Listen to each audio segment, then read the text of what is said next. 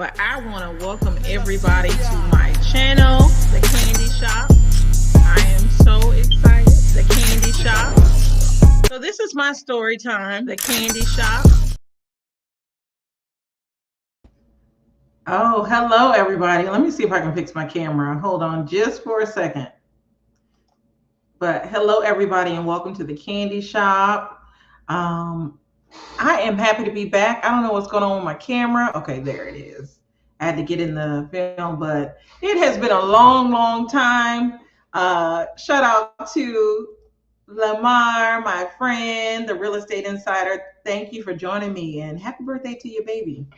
But yes, I wanted to come on here and talk a little bit about Diddy. He's called me out of my sabbatical of not being on here because it's been a lot going on. This topic I kind of feel passionate about talking about. If I'm choppy, I'm sorry. My connection is in and out, but hopefully you can hear me. But I really wanted to talk about this Diddy subject because it is a mess with him being in jail from the freak offs and all of that. It's crazy, but let me say hello to NiQ. Hey, good to see you. But with everything going on with what's with him, it's not surprising. With the whole freak off situation, I guess the part that a lot of people are confused about is how he's getting in trouble for that because freak offs that's been something that Hollywood has done for a long time, but the issue comes with people getting raped at his freak offs and doing things that they didn't consent to. And then also the underage children that were allegedly there. So let me put up my allegedly banner because I'm going to say some things. I don't want to necessarily get in trouble because we don't know. You are guilty. You are innocent until proven guilty. So I'm just going to put up allegedly, but it has been a lot going on from Don Richard now bringing a case against him to when I talked about 7-8 months ago about Cassie bringing that case against Diddy. It's been a lot going on. And I went down the rabbit hole today with looking at things of his relations with Justin Bieber, his relations with Usher, and other people in the industry. And tomorrow, when I get the book, because I ordered it on Amazon, I hope to definitely talk about Kim Porter and her book and her last words and everything that she said. So it's going to add some clarity to this situation of what's going on. And I'm sorry if I look delayed. I don't know what's going on with my internet, but here we are. So let's first talk about just Diddy in general and his background. So we know Diddy started out with Uptown Records as an intern. He was going to an HBCU. Shout out to the HBCUs because I'm an HBCU graduate as well. But shout out to Howard University. He was going there. He dropped out because at the time when he was interning at Uptown, he was going 2 days a week on Thursdays and Fridays, and he started to take off. And his mentor, Andre Harrell, basically needed him more for Uptown. And with Diddy, allegedly or apparently, he had an ear for talent. And so Andre Harrell wanted him to basically leave school. When he left Howard, I believe he became VP of Uptown Records, and he was over A&R. So correct me if I'm wrong, but I know he had a high-ranking role at Uptown Records.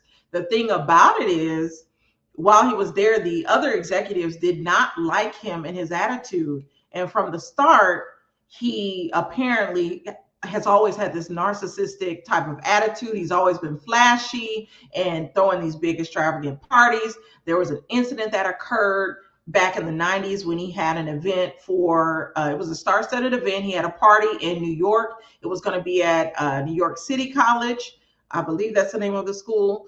And it was all these stars coming there. 7 to 9 people ended up passing away because they were stampeded or trampled on with this event. The way that it happened was he promoted it. It was promoted everywhere. They kept selling tickets, never stopped selling tickets. They were allowing people to buy tickets at the event. And when different stars started coming through, I know I heard primarily LL Cool J, and I can't remember the other star, but though 2 stars came through. I think Magic Johnson was the other star. Two Stars came through, and the people like bum rushed the line. And the way that the venue was set up at this school was when you have to go through the first set of doors, and then you go through a second set of doors, and then it's down a hallway. When you get to the actual room where they're going to perform, those doors pull out versus pulling in. So when they stampeded, they trampled over all of the people in the front. Those people were pushed against the door and they passed away. And allegedly, Puff Daddy took no responsibility, had no accountability for what happened to these people back in the early 90s. And let me go to some of your comments. Yes, and thank you, Lamar. Is it still choppy? Am I still choppy? Hey, cocktails lovable Lisa. Good to see you. Am I still choppy? Let me see if I can fix it. Okay, I sound better. All right. I might have to. Let me see if I can change a setting. I'm gonna take off. I had a filter on my camera. Let's see if I can take it off. So that might have been adding to the choppiness. Okay, I took the filter off. So with this event, okay, then I'm gonna put the filter back on. I'm gonna put the filter back on because I want to look a little touched up. Okay. With the event though, he basically he had no accountability for it.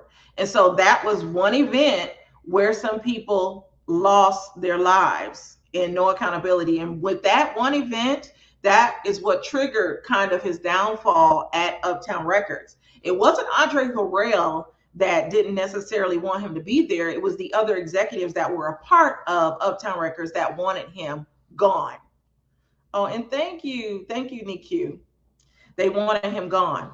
And so from there, as he was apparently, and I'm just going to say apparently, when he was going through all of this stuff with the event at the school that happened where the people got trampled, and then other things were kind of happening with Uptown Records, he kind of read the writing on the wall and knew that he would possibly be let go. And so as this was going on, he was rubbing elbows, kind of smoozing with Clive Davis and other executives, and those that know the history of P. Diddy and Andre Harrell and all of them.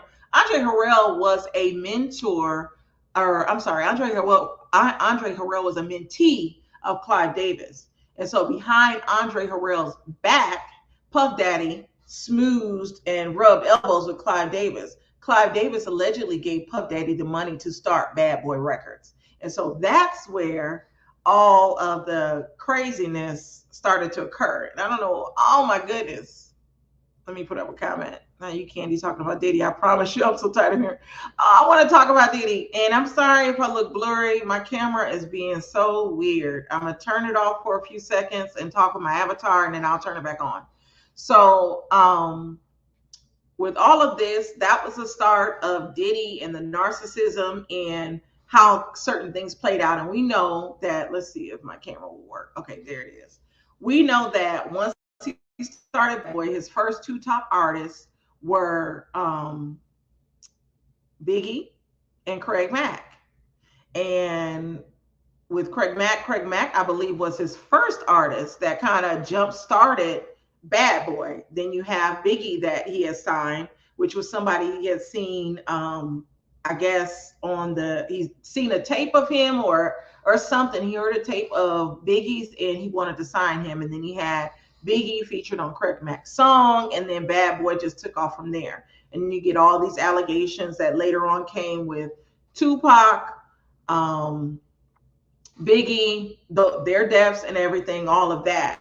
And it's just been, since Diddy's inception of into the music industry, it's always been some scandal. When we talk about Tupac, from what my research, what I saw, Puff Daddy had a jealousy about Tupac because of the simple fact that Tupac got the part in Juice, and it was a part that he wanted.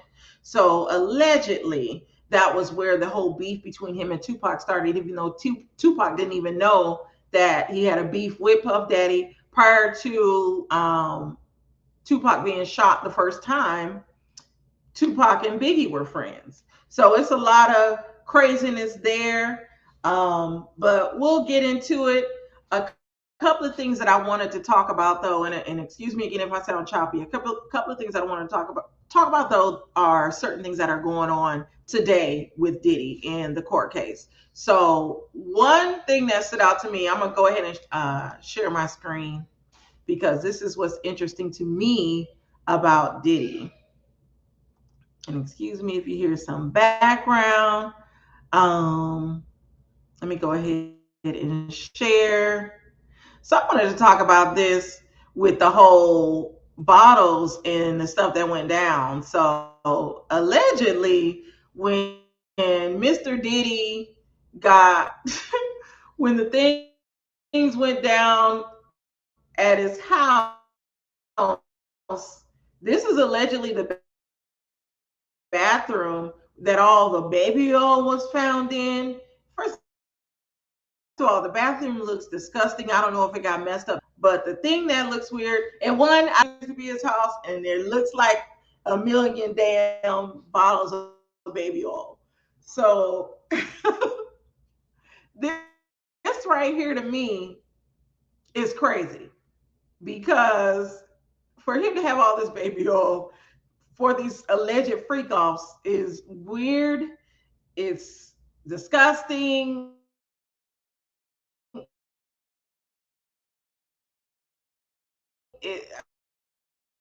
I don't know. It's just, yeah.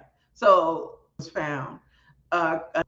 Apparently, Chris Jenner's boyfriend is close with Diddy, and he was close with Kim Porter, and he was there when Kim Porter passed away. So I'm gonna play this video as well. Hopefully, After I 911 was don't called, get a strike or anything, but I'm gonna play this for how y'all. am I just now finding how am I just now finding out that not only was Corey Gamble extremely close to Kim Porter and Diddy, he was there. He was there when the coroners arrived to Kim Porter's house after 911 was called.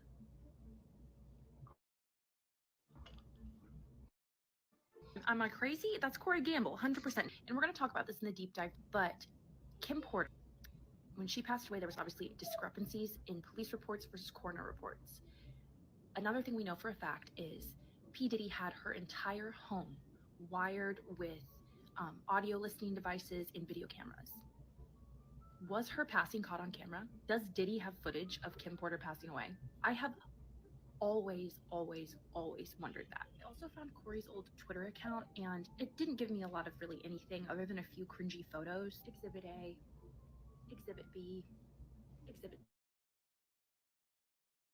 C. I just don't get it. How has this man been everywhere, have connections with everyone, but he is really only I'm onto your trail. We'll be back to talk about this more. How am I? So that video is interesting to me. Diddy and Kim Porter and all of that. And why was he there? One, I'm gonna just tell you guys this now. I don't know how Corey Gamble fits into the equation. I don't know what he does for a living, but apparently he knew Kim Porter and he knows Diddy. So that right there was weird.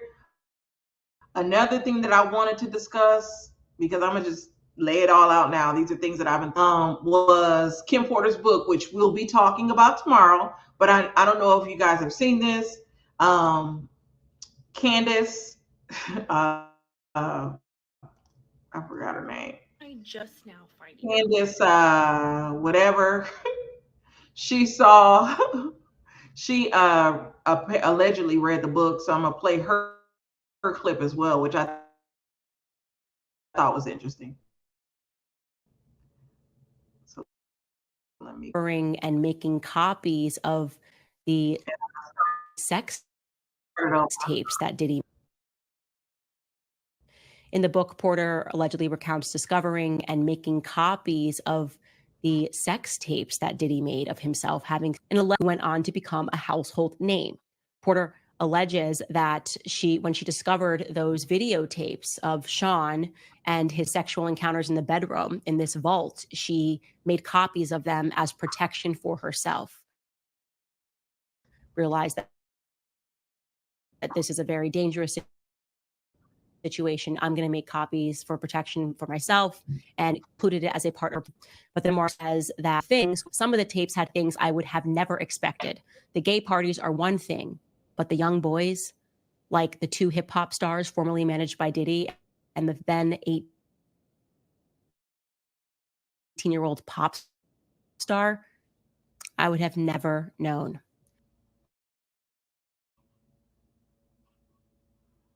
Okay, that's interesting. I can't wait to read the book. Like again, I said I won't get it until tomorrow. I ordered it yesterday on Amazon and they couldn't deliver it until tomorrow. So we'll have to read it tomorrow. But with Diddy and his whole sexuality and all of that, for me, the problem is not his sexuality, it's the fact that he's basically manipulating people. And as for his sexuality, let me I'm gonna make myself a little bit bigger. With his sexuality, for me, it's not a bad thing to be gay, but to me, it's not even a sexual thing. For it just seems like he's on a power trip to control people.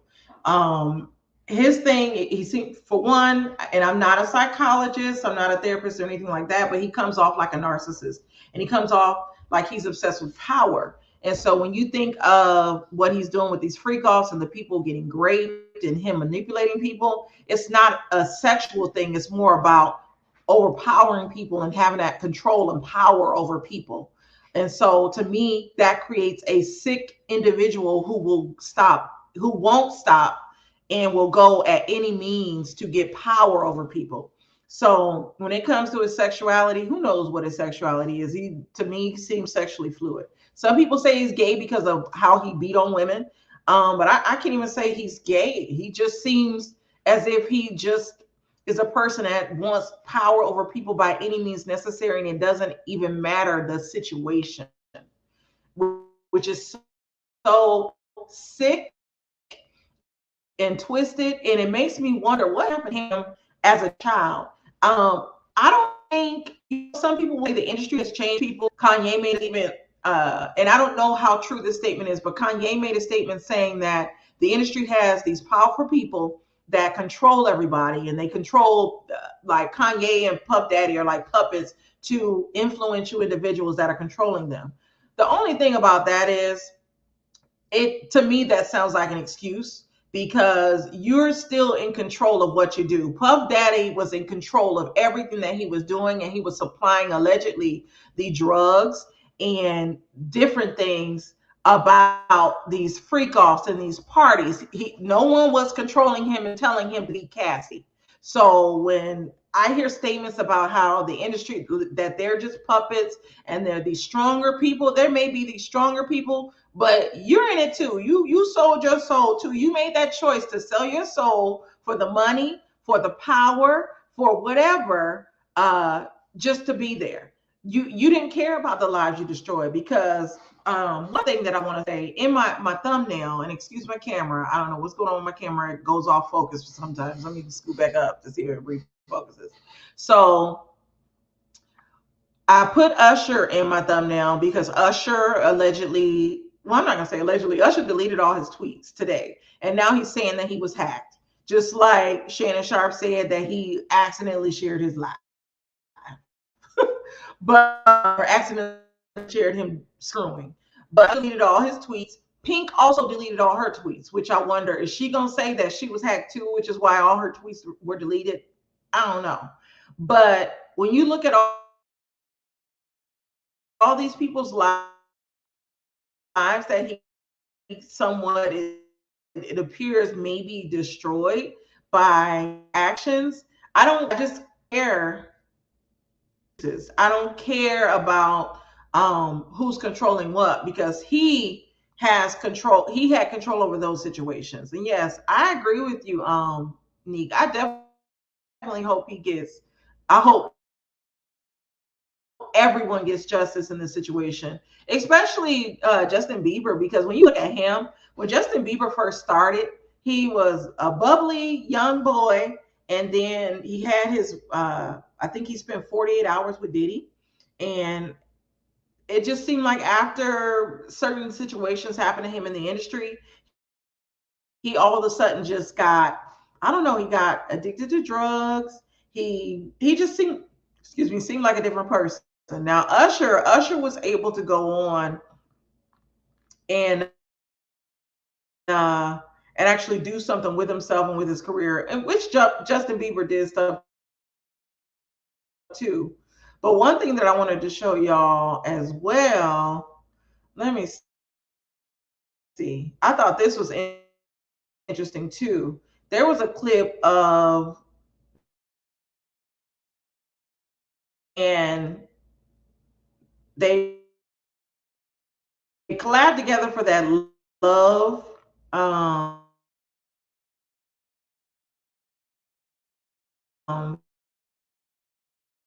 video or whatever. It's going out. My internet was going out. But there was a clip from with Justin Bieber and Diddy where Justin Bieber was coming to meet up with him again, I guess when they were collabing for Diddy's last project, Love.